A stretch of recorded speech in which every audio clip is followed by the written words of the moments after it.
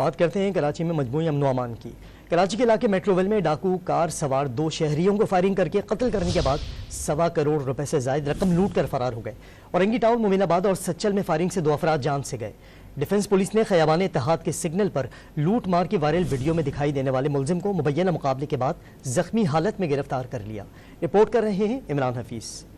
कराची में बेलगाम डाकुओं के हाथों शहरियों के कत्ल का सिलसिला थम न सका। साइड मेट्रोवेल में मोटरसाइकिल सवार डाकुओं ने कार पर फायरिंग करके शेरजाद और जाकिर को कत्ल कर दिया और 1 करोड़ 35 लाख रुपए लेकर फरार हो गए। पुलिस के मुताबिक जांबाक अफराद पोल्ट्री का काम करते थे और रकम जमा कराने के लिए बैंक जा रहे थे। वजीर दाखिला सिंध ने वाक़े पर SHO साइड को मुअत्तल कर दिया। इस गली के अंदर से जो है ना, जो 2 ही डकैत आए हैं, उनमें से एक पैदल था और एक जो है वो मोटरसाइकिल पे था। उन्होंने फायरिंग की है स्ट्रेट अवे, गाड़ी को रोकते ही, मतलब गाड़ी को रोका है उन्होंने फायरिंग से। है उससे वो ये नहीं कि उनको हथियार दिखाया, लेकिन पहले फायरिंग करके रोका है। गाड़ी चलते चलते यहाँ तक आ गई और जो लड़का जो पैदल था उसने क्या कहते हैं, जो पीछे शॉपर पड़ा हुआ था जिसके अंदर पैसे थे, वो निकाले हैं। और फिर इसी तरह ये जो आपको सामने वाली गली नजर आ रही है, इसी से ये लुटा करके निकल गए। फायरिंग के दीगर वाकयात में भी 2 अफराद जान से गए। सच्चल के इलाके गुलजारे हिजरी सिकंदर घोट में फायरिंग से शुजात अली खान जान की बाजी हार गया। औरंगी टाउन फरीद कॉलोनी में घर की दहलीज पर फायरिंग करके एक शहरी को मौत की नींद सुला दिया गया।